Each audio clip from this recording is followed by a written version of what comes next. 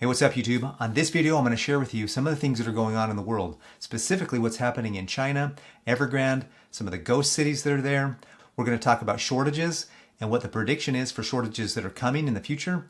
We're also going to talk about ways that you can prepare so that you're ready to go and you're not caught off guard.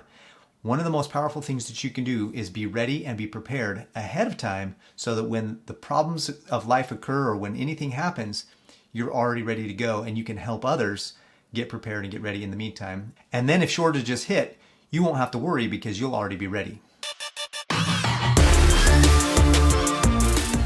My name is Paris Clough and this is Financial Self-Reliance. On this channel we talk about the mindsets and the skill sets of the wealthy so that you can learn how to manage, protect, and grow your money. If that sounds like the kind of channel you want to be a part of, go ahead and hit the like button and hit subscribe so that you don't miss any of the content that I produce. So if you're paying attention to the news, you're going to have heard about Evergrande, which is a huge company in China that's been taking on massive amounts of debt. And what they've been doing with that is building cities that right now have no inhabitants. This is kind of a crazy and strange practice. I'm not really sure what the idea was here. They literally built cities, full-blown cities, that are completely empty. So let's take a look. If you do a search in Google on ghost cities in China, this is what comes up. These are literally full-blown cities that are completely built and nobody lives there. On this site you see there are massive cities in China where no one lives. They built all of these cities, all of this, look at that. Look at all those cities that they built and nobody lives there. That whole area right there, nobody even lives there. They just built it. And what's happening right now is a time of reckoning. They built all these cities and nobody's there to generate any revenue. And now the bills come due and they can't pay it.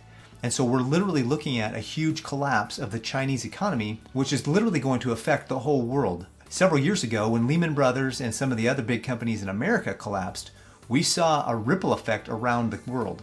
Well, when this company, Evergrande, collapses and the final collapse hits, it's going to send a tidal wave through the world economy. So we need to be ready, we need to be prepared, and we need to be doing our part to make sure that we're not as affected from the ramifications of this whole big mess that's coming. On Reuters here, we see China's property sector default, woes deepen amid Evergrande disquiet. So basically what's happening is Evergrande is defaulting, they're going under, and nobody can save them, and all the money that they accumulated, all the debt they accumulated, can't be paid back.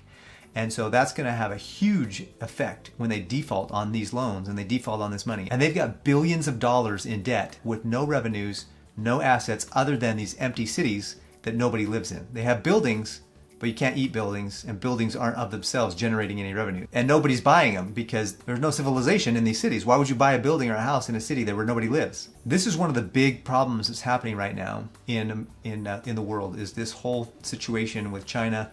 We might see some really significant ripple effects in the market. So make sure that you're keeping track of your investments, you're looking at your investments, you're watching them carefully. If you see any movement in the market, make sure you take time to move that money into safer places. Now let's move a little bit over here to some of the shortages that are happening in the world today. If you're listening to the news, you know that there's a ton of ships that are unable to unload their cargo onto the shores of the United States so that those goods can get to the stores and so that the shelves can be stocked. So let's take a look here under the maritime traffic. And right now you can see over here a huge influx of ships. Look at all those ships there in the Los Angeles port. We've got a lot of traffic jam over here in the Gulf Coast. You got to remember, if these ships can't offload their goods and services, then there's not going to be anything on the shelves in the stores in your local hometown. We have The Economist telling us the world economy's shortage problem. We've got The Guardian talking about America faces supply chain disruption and shortages. Here's why. Natural News says food bank shortages and lack of transport truck drivers threaten to ruin holiday celebrations. There's a lot of pictures coming in of stores that have nothing on their shelves. Are there stores in your area where the shelves are bare? Put a comment below. Let me know if you're seeing some of this stuff in your own hometown, in your own city. We have Bloomberg, Christmas at risk as supply chain disasters only get worse. So a lot of people are saying that if you're going to have a Christmas this year, you need to start buying those gifts right now. Otherwise, you're not going to have enough time if you buy them in November for them to be shipped to you. Business Insider says executives warn customers to brace for continued shortages and price hikes in 2022. I half jokingly tell people, order your Christmas presents now. Well, that's only half joking. The other half is serious. Order your Christmas presents now if you want to have significant Christmas presents. The BBC.com, food shortages could be permanent, warns industry body. These are not very exciting headlines and they're kind of scary, but one of the things that I'll always let you know is that whenever you're prepared, whenever you have a plan, that fear and that scariness can dissipate. It may not totally go away, but it will at least dissipate to the point where it's manageable. If you have no plans, if you have no idea what to do, you have no solutions, and just problems are hitting you one after the other, and that fear continues to rise, that anxiety and panic continue to rise, you're going to make decisions and do things that you're probably going to regret, and you're probably going to find yourself in a really bad place. So let's talk a little bit about some solutions that you can have to this situation and what you can do. The first thing I would do is assess your current situation. What do you look like right now financially? If you were to pull up your bank accounts, do you have money in savings? Do you have an emergency fund? More importantly than an emergency fund, do you have enough food on your shelves in your house that if you went to the store and there wasn't certain amounts of food, that you'd be okay for a week or 2 or 3? That you don't have to go to the store. Do you remember back in 2020 when there was a run on toilet paper and you couldn't find toilet paper anywhere? Well, what if you had a stash of toilet paper so that you don't have to worry about that? That while everybody else is standing in lines for hours and hours and hours to buy basic goods, you already have a stash of basic goods in your home. Now, I'm not talking about hoarding. I'm not talking about having a whole garage full of toilet paper. But what I am talking about is having a month or 2 and preferably 3 of basic goods like toilet paper, paper plates, soap, shampoos, different food items, and food storage. Make sure that you have some staples. Not everybody likes eating beans and rice, but if that's all you have, it's better than starving. So my recommendation is after you've assessed your current situation, find out where you are, take a look at your financials. Do you have enough money to weather a storm, to be able to buy some goods and services? But the problem really isn't whether you have cash available to buy things. It's that the goods and services won't be there to buy. So that's why I recommend taking some money now. Every time you go shopping, take a look at your current situation in your pantry, in your food storage, and buy some food now. So what I would do is I would take a look at what you eat every day. So take your breakfast, and let's say you eat Honey Nut Cheerios. And let's say that you can eat 1 box of Honey Nut Cheerios in your family in a week. Well, you're going to need 12 boxes to last 3 months or 12 weeks. So get a stash of 12 boxes of Honey Nut Cheerios so that you have enough food to eat breakfast every day for the next 3 months. And then what happens, you might say, well, Paris, what if I don't run out of food? What if there's still food on the shelves and I got all this extra food sitting in my pantry? So what you'll do is every week you rotate the food. You take the new item, you put it at the back, and you take the front item and you bring it down. That way you're rotating your food storage. So eventually you'll get to the point where the box of Honey Nut Cheerios you bought 12 weeks ago is at the front, and the box of Honey Nut Cheerios you just bought this last week is at the back, and you'll be able to just rotate through that Honey Nut Cheerios. Then I would take what you eat for lunch and start to stack what you would eat for lunch. Now here's the thing, is you can't always stack like Lunchables or things that are perishable. You can't have a stash of lunch meat in your refrigerator that lasts for 12 weeks because it just will go bad.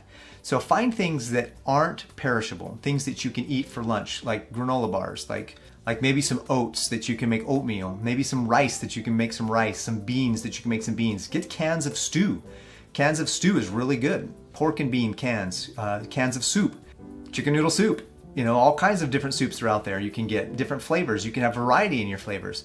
But whatever you do, make sure that you have enough that it could last you, I recommend, for 12 weeks. See, if there's a food shortage that lasts a month or 2 and you have 12 weeks of food, you're fine. You don't have to worry. Yeah, it may be a bummer for a little while that you don't have to go out. You can't go out and buy milk, or you can't go out and buy some soda or whatever. But it might actually be a healthy thing for you to not have to buy those things, because you can actually start eating some of those staples like rice and beans and maybe some of those other things. Those are the things that you stack. Now, I'm not saying you live on those things in a day-to-day basis, but those are things that you should have stacked in your garage or in your pantry or in some room in your house, so that in case there's emergency hits, you have that. So the next thing you want to do is go to your dinners. Have spaghetti noodles, have macaroni and cheese noodles, have all kinds of different things that you can eat for dinners, and do the same thing. Multiply that out till 12 weeks and then calculate what that means for your family. If you're a single person, you're not going to need as much as you're going to need for a family with several kids. So make sure that you're taking inventory of where you are right now, and then go out and buy a little bit extra every week. Go out and buy 2 or 3 extra cans of soup this week. Go out and buy an extra box of cereal this week. and then just put it in your pantry, and then every week or every couple of weeks, you'll see that you start to build this rotatable amount of food storage that you have. In my house, that's what I do. I have a room that's got all of my rotations. I have canned soups, I have boxes of cereal, I have lots of oatmeal, I have lots of noodles. I actually have several bottles of spaghetti sauce because you can rotate those. This spaghetti sauce in bottles doesn't go bad. Their expiration dates are a couple years in some of them. You can have cans of meat, you can have cans of chicken, cans of tuna. There's ways to keep proteins that you can keep for a long period of time because the expiration dates are long. As long as you continue to rotate those things, you're gonna have a great success in maintaining a good, strong food storage. So as important as food is, you also need to have water. It's imperative that you have water. The idea is to have 1 gallon of water per day per adult for as long as you want to have that storage. So if you want to have storage for 90 days and you're living by yourself, you're going to want to have 90 gallons of water. Now, if you're not living by yourself and you have 2 or 3 or 4 people in your house, you're going to want to have more gallons of water. 1 gallon per person per day, and I highly recommend that at a minimum, you keep a 90-day supply of water. Most things in the world today can be resolved in 90 days. Hopefully these shortages that it says are permanent are just going to be shortages, not permanently gone from the market. But the reality is that we need to be prepared and we need to be ready. And financially self-reliant people know and understand that it's not just about having money on hand, but it's also about having resources on hand to get you through whatever life can throw at you. And being prepared with food storage and being prepared with staples and with durable goods that you can keep in your home that are going to be important for you on a day-to-day basis is critical. Build up your stash. If you have any questions or concerns, or if you want to know more about how to develop a good food storage strategy, leave a comment below and I'll try to reach out. I hope this video helps you recognize that there is a way for you to plan and prepare and be ready so that when these shortages hit, you won't be affected by it because you'll have enough food already in place in storage for you to be able to take care of you and your family. I hope you have a great day. I look forward to seeing you on the next video.